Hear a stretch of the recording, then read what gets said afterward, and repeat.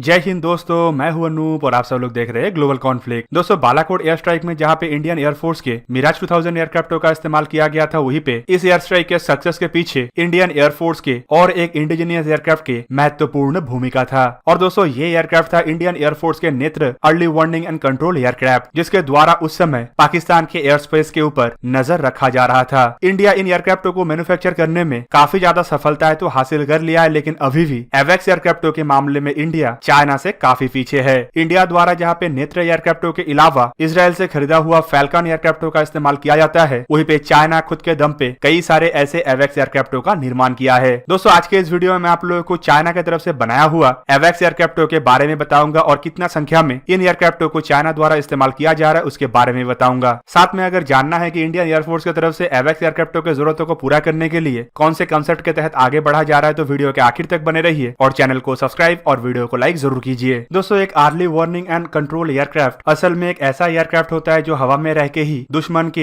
Air space के अंदर नजर रख सकता है। दुश्मन के एयरक्राफ्ट से शुरू करके क्रूज मिसाइल और अनमैन एरियल व्हीकल से शुरू करके बैलिस्टिक मिसाइल, हर एक हवाई इक्विपमेंटों के ऊपर इन एयरक्राफ्टों के द्वारा दूर से नजर रखा जा सकता है। इन एयरक्राफ्टों को रडार एयरक्राफ्ट भी कहा जाता है, क्योंकि एयरक्राफ्टों के ऊपर बड़े आकार के रडारों का इस्तेमाल किया जाता है। और दोस्तों, किसी भी एयरफोर्स के लिए इन एयरक्राफ्टों का महत्व इसीलिए भी बढ़ जाता है क्योंकि इन्हें आई ऑन द स्काई भी कहा जाता है, मतलब आसमान का नजर। एयरक्राफ्टों के द्वारा दुश्मन के ऊपर नजर रखने के अलावा कुछ देशों के ऐसे ही एवेक्स द्वारा इलेक्ट्रॉनिक इंफॉर्मेशन गैदरिंग और कम्युनिकेशन इक्विपमेंटों को भी जैम किया जा सकता है। दोस्तों, इंडियन एयरफोर्स के पास ऐसे एयरक्राफ्टों का संख्या काफी कम है, पर चाइना इन मामले में भारत से काफी आगे बढ़ चुका है। दोस्तों, चाइनीज एयरफोर्स के पास टोटल ऐसे 3 तरीके का छोटे आकार के, मध्यम आकार के और बड़े आकार के एवेक्स एयरक्राफ्ट है, और चाइनीज एयरफोर्स में इन्हें KJ सीरीज के एयरक्राफ्ट भी कहा जाता है। दोस्तों, KJ सीरीज के सबसे छोटे जो एयरक्राफ्ट चाइना द्वारा इस्तेमाल किया जाता है वो है KJ-200। दोस्तों, ये असल में Y-8 एयरक्राफ्ट के बेस में बनाया गया एक एवेक्स एयरक्राफ्ट है, और ये Y-8 एयरक्राफ्ट असल में सोवियत यूनियन की तरफ से बनाया हुआ AN-12 एयरक्राफ्टों का ही चाइनीज कॉपी है, जिसमें चाइना द्वारा प्रिटी विटनी इंजनों का इस्तेमाल और हॉर्नवेल्स के एवियोनिक्स का इस्तेमाल किया गया है। इवन दोस्तों, ये जो KJ-200 सीरीज के एवेक्स एयरक्राफ्टों का निर्माण चाइना की तरफ से किया गया है, इसके रडारों को लेके भी काफी सारा सवाल है। वैसे तो चाइना की तरफ से इनमें active electronic scan array radar का इस्तेमाल करने का बात कहा गया है, लेकिन रडारों के आकार और रडारों के क्षमता को स्वीडिश कंपनी की तरफ से बनाया हुआ एरा आई रडार के साथ तुलना किया जाता है, और ये भी माना जा रहा है कि यह असल में एरा आई का ही एक चाइनीज कॉपी है। और ये आशंका तब भी बढ़ जाता है जब इन एयरक्राफ्टों के बनाने के टाइमलाइन को देखे तो दोस्तों, चाइना की तरफ से इन एयरक्राफ्टों को 2009 में दुनिया के सामने लाया गया था, जबकि 2006 में पाकिस्तान द्वारा स्वीडिश कंपनी से एरा आई रडारों के साथ साप 2000 नामक एवेक्स एयरक्राफ्टों को परचेज किया गया था।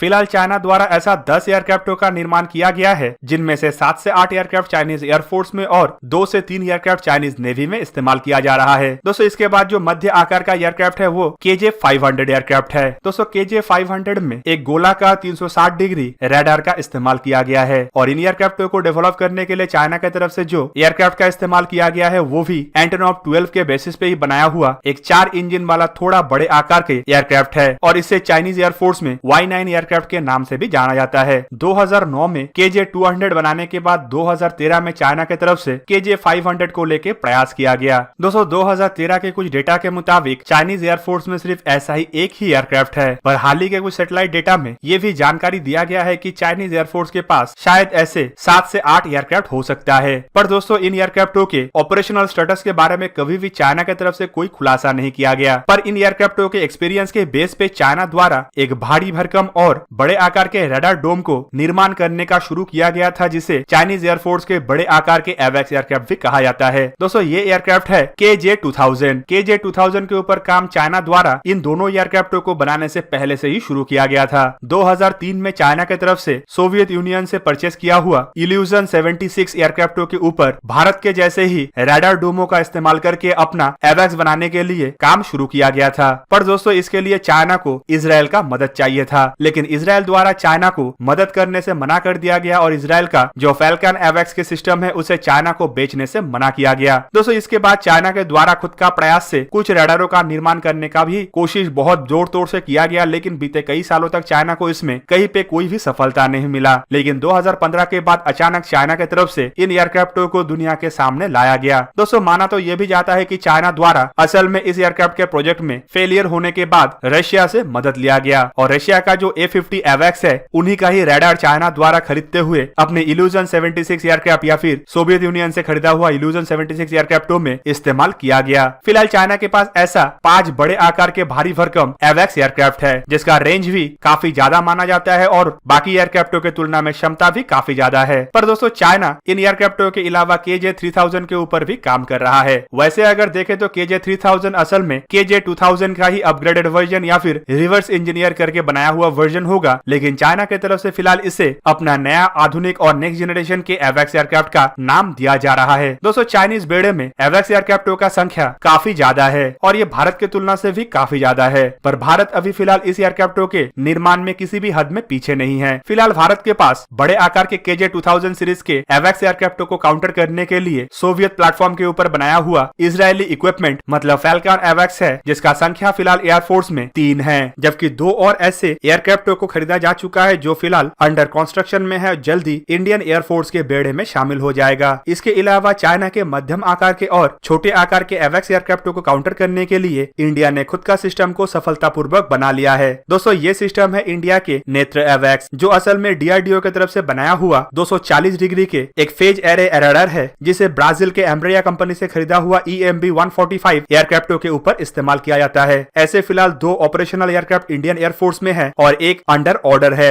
जो जल्द ही एयरफोर्स में शामिल हो जाएगा, जबकि माना जा रहा है कि ऐसे और कुछ एयरक्राफ्टों को निर्माण करने के लिए डिफेंस मिनिस्ट्री की तरफ से कुछ और एम्ब्रिया एयरक्राफ्टों को खरीदने के लिए बातचीत किया जा रहा है। दोस्तों बीच में एक बार खबर ये भी आया था कि DRDO के ऐसे AWACS एयरक्राफ्टों के लिए C295 एयरक्राफ्टों का खरीदारी किया जाएगा, जिन एयरक्राफ्टों को इंडियन एयरफोर्स और इंडियन कोस्ट गार्ड के लिए भी खरीदा जा रहा है, पर बाद में ये प्रोजेक्ट को रद्द किया गया और EMB-145 एयरक्राफ्टों को ही खरीदने का बात कहा गया। जबकि इसके अलावा DRDO की तरफ से 360 डिग्री के बड़े आकार के डूम का भी निर्माण किया जा रहा है, जो लंबे दूरी तक और चारों दिशाओं में दुश्मन के जानकारी को हासिल कर सकता है। दोस्तों ये लगभग फैल्कन AWACS जैसा ही होगा, लेकिन इसका क्षमता फैल्कन से और आगे होगा। इन एयरक्राफ्टों को इल्यूजन 76 प्लेटफॉर्म की जगह एयरबस एयरक्राफ्टों में इस्तेमाल किया जाएगा। फिलहाल बीच में खबर यह भी आया था कि इंडिया द्वारा अपने बड़े आकार के AWACS का निर्माण करने के लिए एयरबस से 2 एयरक्राफ्टों को खरीदा जाएगा, जबकि बाद में यह भी खबर आया कि ये ऑर्डर बढ़ के 8 तक जा सकता है, क्योंकि इंडियन एयरफोर्स के लिए खाली AWACS नहीं बल्कि एरियल रिफ्यूलर एयरक्राफ्टों का भी निर्माण एयरबस के एयरक्राफ्टों के द्वारा ही किया जाएगा। कुल मिला के DRDO की तरफ से इन AWACS एयरक्राफ्टों का निर्माण के लिए बेसिक टेक्नोलॉजी के सफलता को हासिल कर लिया गया है। मतलब इसके बड़े आकार के रडार और छोटे आकार के रडारों के निर्माण के काम लगभग खत्म हो चुका है और DRDO द्वारा इसे और आधुनिक और लॉन्ग रेंज तक बनाया जा रहा है। तो दोस्तों ये था आज का वीडियो, और अगर आप लोगों को नोटिफिकेशन को लेकर कोई इशू है तो आप मुझे टेलीग्राम में फॉलो कर सकते हैं, जहां पे आप लोगों को वीडियो अपलोड होते ही तुरंत वीडियो के नोटिफिकेशन मिल जाएगा। तो दोस्तों ये था आज का वीडियो। अगर आपको वीडियो अच्छा लगा तो इसे लाइक कीजिए और मेरे चैनल को सब्सक्राइब कीजिए और साथ में बना हुआ बेल आइकन को भी प्रेस कर दीजिए ताकि आप मेरा वीडियो देख पाए सबसे पहले। जय हिंद।